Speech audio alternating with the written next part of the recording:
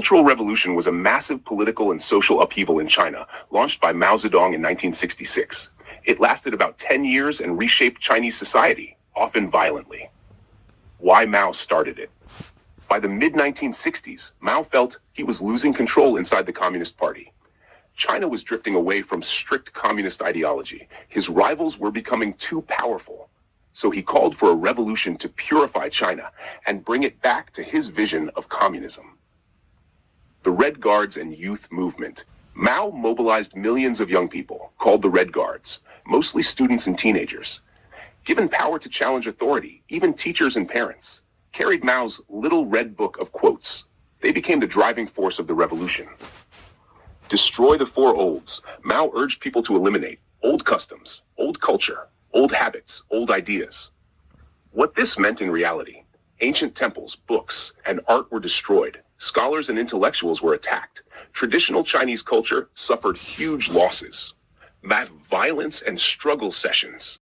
People accused of being enemies were publicly humiliated in struggle sessions, beaten, imprisoned, or killed, forced to confess to crimes they didn't commit. Millions suffered. Families turned against each other. Education and society. Collapse. Schools and universities were shut down. Teachers were targeted. Professionals, doctors, engineers were sent to farms for re-education. The economy and government systems were disrupted. China essentially went through a decade of chaos. How it ended? The Cultural Revolution slowed down after Mao's health declined and ended in 1976 when he died. Afterward, the Chinese government admitted it was a serious mistake. Leaders like Deng Xiaoping shifted China toward economic reform and stability. The impact: estimated 1 to 2 million deaths, some estimates higher. Millions more persecuted or displaced. Cultural heritage permanently lost. Deep scars in Chinese society that still affect China today. The power struggle behind it. This wasn't just about culture. It was also about politics and control. Mao Zedong used the movement to remove rivals inside the Communist Party. Leaders like Liu Shaoqi were labeled traitors. Liu was arrested, tortured, and died in prison. So behind the scenes, it was a purge of leadership, not just a social movement. When the Red Guards turned on each other, at first, the Red Guards followed Mao, but then, different groups formed competing factions. They began fighting each other in the streets. Some cities looked like civil war zones.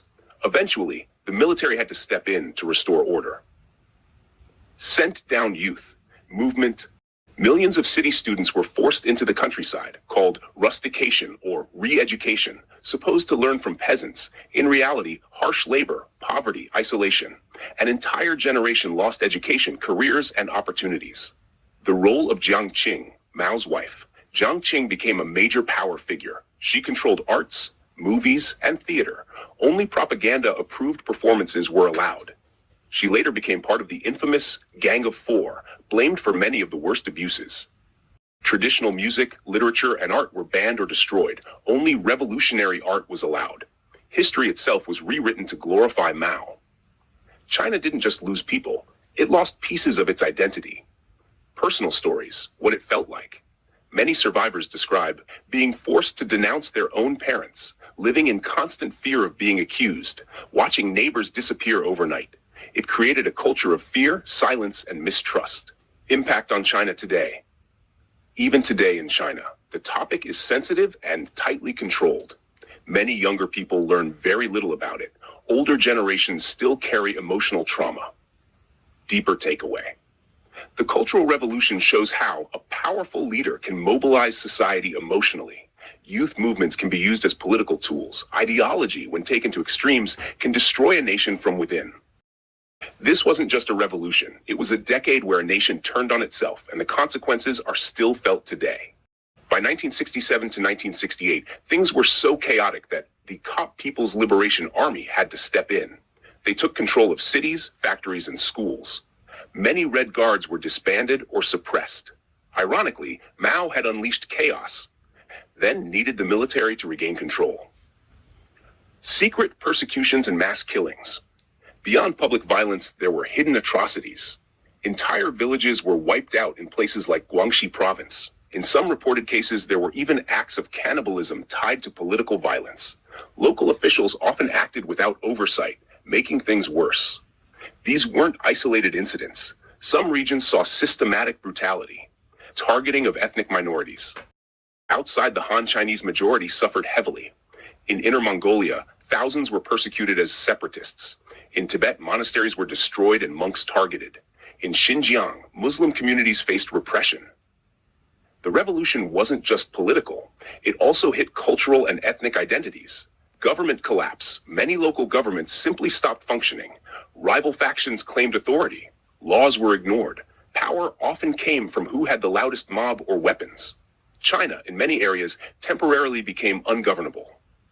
The Gang of Four falls after Mao Zedong died in 1976. The Gang of Four, including Jiang Qing, were arrested. They were blamed for much of the chaos. This allowed the Communist Party to move forward without fully blaming Mao. It was partly truth, but also political cleanup. China's official verdict. Later, under Deng Xiaoping, the Cultural Revolution was called a catastrophe. Mao was judged as 70% right, 30% wrong. China shifted toward economic reform and stability. They acknowledged the damage, but carefully, without tearing down Mao's legacy completely. The hidden psychological impact. People learned to stay silent to survive. Trust between neighbors, friends, even family was broken. Many survivors never spoke about their experiences for decades. The trauma wasn't just physical, it reshaped how people think and behave.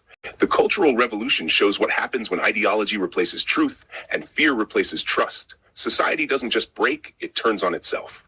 Scientists and doctors were labeled elitist or bourgeois. Research institutions were shut down or disrupted. Many experts were humiliated or sent away. Mao promoted the idea that ordinary peasants could replace trained professionals, leading to the rise of barefoot doctors, basic rural healthcare workers, a setback in advanced scientific progress. China lost years of development in science and medicine. Foreign relations took a strange turn. Even during the chaos, China made a surprising move. In 1972, Richard Nixon visited China. He met with Mao Zedong. This shocked the world because China was deep in internal turmoil, yet it was opening relations with the US during the Cold War. This move helped China break out of isolation and later become a global power.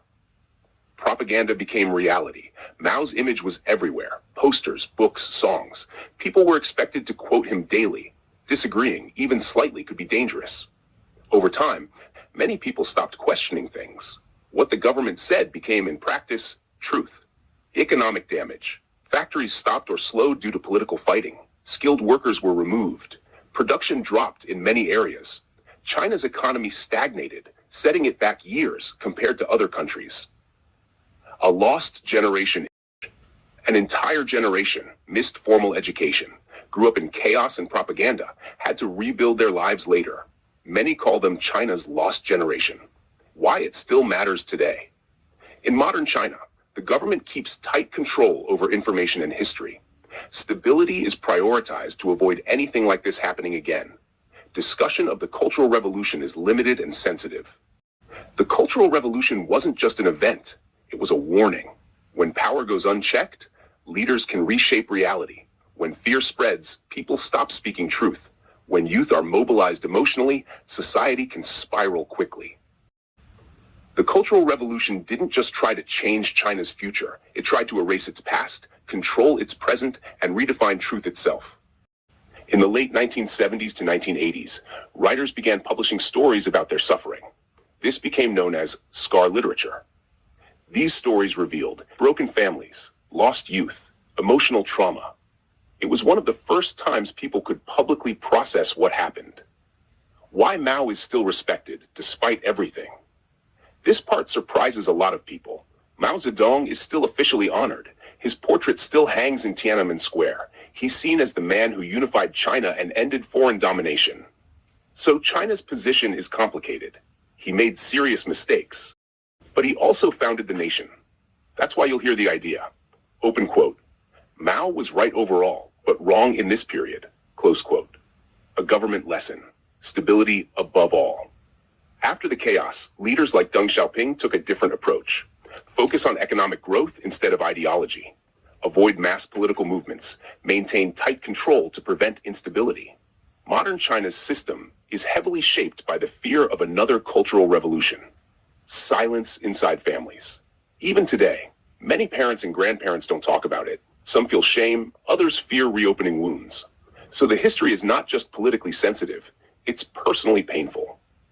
How historians see it today. Scholars around the world view it as one of the largest social upheavals of the 20th century, a case study in mass mobilization and propaganda, a warning about unchecked power and ideological extremism. The deepest insight. At its core, the Cultural Revolution shows something universal. Open quote.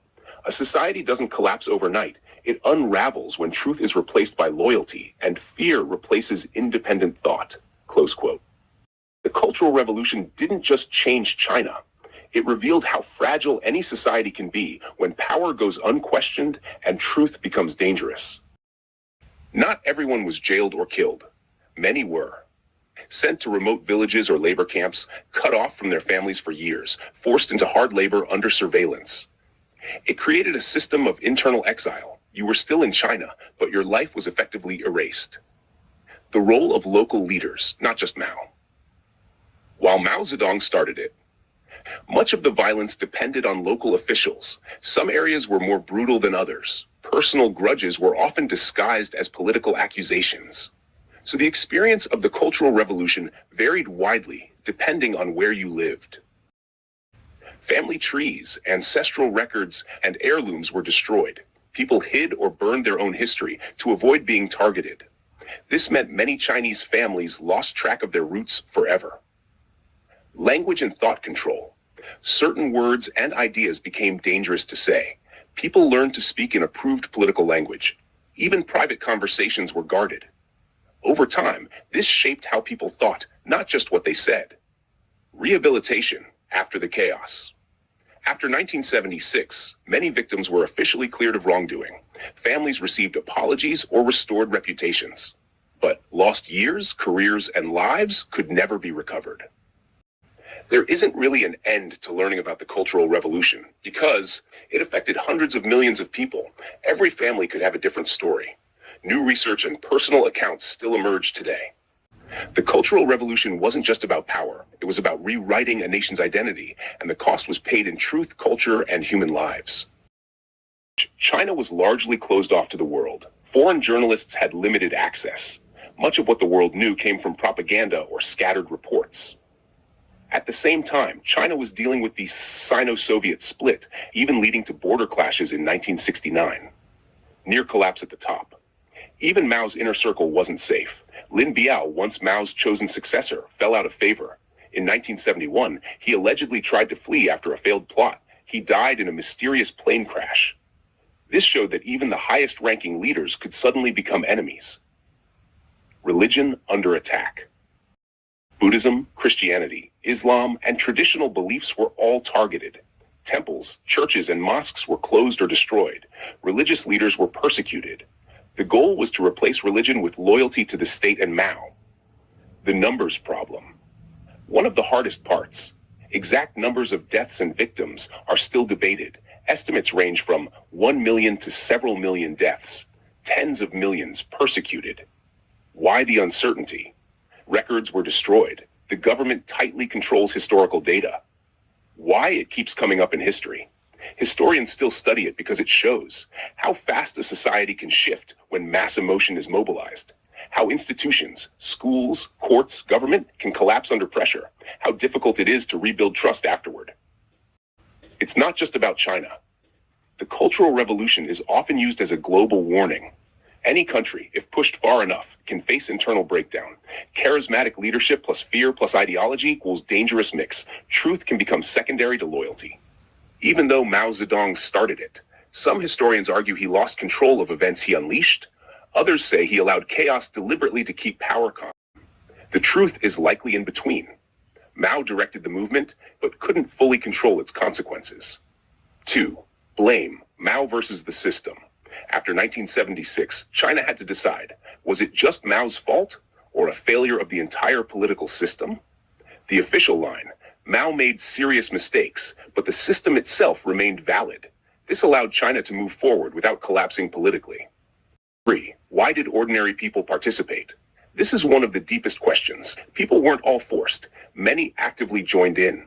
Reasons included fear of being targeted themselves, belief in Mao's vision, opportunity to gain power or settle personal scores. It shows how normal people can become part of extreme events under pressure. Number 4, generational divide. Today, older generations live through trauma. Younger generations often learn a limited version. This creates a gap in understanding even within families in China. 5. Could it happen again? This is debated worldwide. Historians say the conditions included a powerful central figure, weak institutional checks, mass emotional mobilization. Different countries have different safeguards, but the risk of instability is never zero anywhere. The Cultural Revolution doesn't just ask what happened, it asks why people allowed it to happen and whether any society is truly immune.